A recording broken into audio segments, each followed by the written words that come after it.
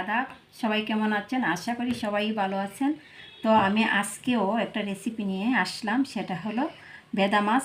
তো বেদা মাছটা আমি রান্না করব কিভাবে সেটা আপনাদের সাথে শেয়ার করব। প্রথমে বেদা মাছটাকে আমি কেটে পরিষ্কার করে ধুয়ে নিয়েছি, আর তার সাথে বেদা মাছের গায়ে এভাবে আমি কাটা কাটা দিয়ে দিয়েছি। যেহেতু আমি তেলে ভেজে রান্না করব না, এটাকে আমি কষিয়ে রান্না করব, তার জন্য আমি দিয়ে দিব লেবুর রস। তো আমি লেবুর রসটা দিয়ে দিলাম, দিয়ে দেবো অল্প পরিমাণের লবণ, দিয়ে আমি এটা মেখে রেখে দেবো 10 মিনিটের মতন। চুলাতে ফ্রাই প্যানটা বসাই গরম করে নিয়েছি 10 মিনিটের মতন। এখন আমি দিয়ে দেবো পরিমাণ মতন তেল। তো দিয়ে দিলাম পরিমাণ মতন তেল। তেলটা আমি 2 মিনিট গরম করে নিব। 2 মিনিটের মতন তেলটা গরম হয়ে এসে দিয়ে দেবো কুচানো পেঁয়াজ। পেঁয়াজের পরিমাণটা একটু বেশি দেবো, যেহেতু অনেক করে পেঁয়াজ দিয়ে রান্নাটা করবো। তো পেঁয়াজটাকে দিয়ে দেবো, নেড়ে চেড়ে ব্রাউন কালার করে নেব। অন্য পাশে একটা বাটি নিয়েছি, সেখানে দিয়ে দেবো হলুদ।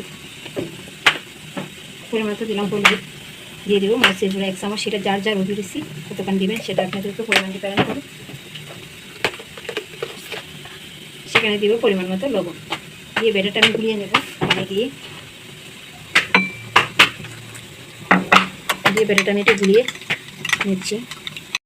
আমি নেড়ে চেড়ে ব্রাউন কালার করে নিচ্ছি। এখন দিয়ে দিব 2 চামচের মতো এখানে পেঁয়াজ বাটা আছে, সেটা দিয়ে দিব। দিয়ে আবার আমি একটু নেড়ে চেড়ে ভাজি করব।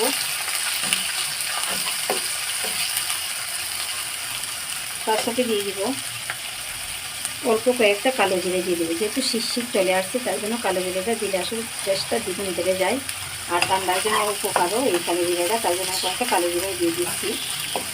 দিয়ে নেড়ে চেড়ে আমি একটু ভাজি করে নিচ্ছি। পেঁয়াজগুলো একটু আমি তেলে ভেজে নেওয়া হয়ে গেছে। এখন দিয়ে দেবো মশলার যে পেস্টটা, এটা দিয়ে দেবো।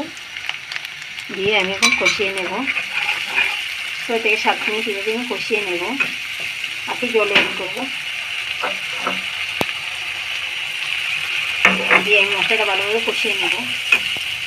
আমার কষানো হয়ে গেছে, তেল উপরে বেশি উঠছে। তো এখন আমি দিয়ে দেবো একটার মতন টমেটো আমি পেস্ট করে রেখেছিলাম, সেই টমেটোটা দিয়ে দেবো।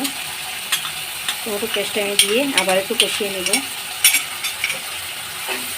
দিয়ে আমি আরও 5 থেকে 6 মিনিট ধরে কষিয়ে নেব। এই পর্যায়ে মশলাটা আমার কষানো হয়ে গেছে, তেলটা উপরে বেশি উঠছে। এখন আমি দিয়ে দিব ওই মাছগুলো লেবুর রস আর লবণ দিয়ে মেখে রেখেছিলাম, এই মাছগুলো দিয়ে দিব। আমি আসলে ছোটো আকারের মাছগুলো কষিয়ে রান্না করি, তেলে ভেজে নিই না। লেবুর রস দিয়ে মেখে রাখলে আর মাছের গন্ধ কাঁচা গন্ধটা আর থাকে না। এখন আমি এগুলো মাছগুলো প্রতিটা মাছকে ডুবিয়ে দিয়ে কড়াইয়ের হাতলের মধ্যে দিয়ে উলট পুলট করে দিয়ে দেবো। মাছগুলো দেওয়া শেষ। এখন আমি এভাবে উলট পুলট করে কষিয়ে নেব। অল্প অল্প আছে, আমি উলট পুলট করে কষিয়ে নেব। ঠিক আছে, 4 মিনিট পর এভাবে হাতলে ধরে এভাবে মাছগুলোকে ধীরে উল্টিয়ে দেবো। আটা দিয়ে একবারই নাড়বো না মাছগুলোকে। তো এভাবে আমি 4-5 মিনিট পর এভাবে আমি কষিয়ে নেব। একটা উলট পলট করে দিয়ে দেবো। যেহেতু মাছের কাছে একটা পটপট শব্দ হচ্ছে, বোঝা যাচ্ছে মাছগুলো কষানো হয়ে গেছে। এখন আমি ঝোলটা দিয়ে দিব। গরম জল আমি আগে ফুটিয়ে রেখে দিচ্ছিলাম, এখন দিয়ে দিব ঝোলটা। দিয়ে দেবো পরিমাণ মতো ঝোলটা দিয়ে 20 মিনিটের মতো আমি চুলার মিডিয়াম লোতে জাল করে নেব ঢাকনাটা লাগাইয়ে। তো ঝোলটা দেওয়া হয়ে গেছে। এখন আমি একটু নেড়ে চেড়ে ঢাকনাটা লাগাইয়ে 20 মিনিটের মতো রান্না করে নেব। এই পর্যায়ে আমি ঢাকনাটা খুলে আবার একটু নেড়ে চেড়ে দেবো। আমি হাত হলে ধরে এইভাবে নেড়ে চেড়ে দিব, হাত দিয়ে ধরবো না, হাতা দিয়ে ধরবো না। এখন দিয়ে দেবো 4টার মতো কাঁচামরিচ খালি করে রেখেছি, 4টা কাঁচামরিচ দিয়ে দেবো। সাথে দিয়ে দেবো ধনিয়া কুচি।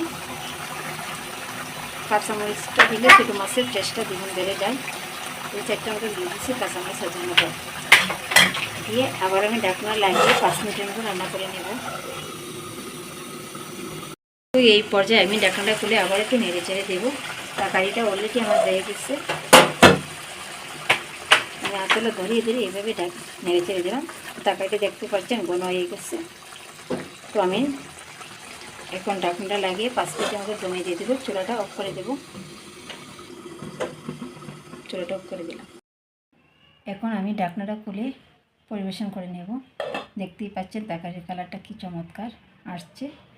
এখন আমি পরিবেশন করে নেব প্লেটে। তো আমি তরকারিটা ঢেলে নিব।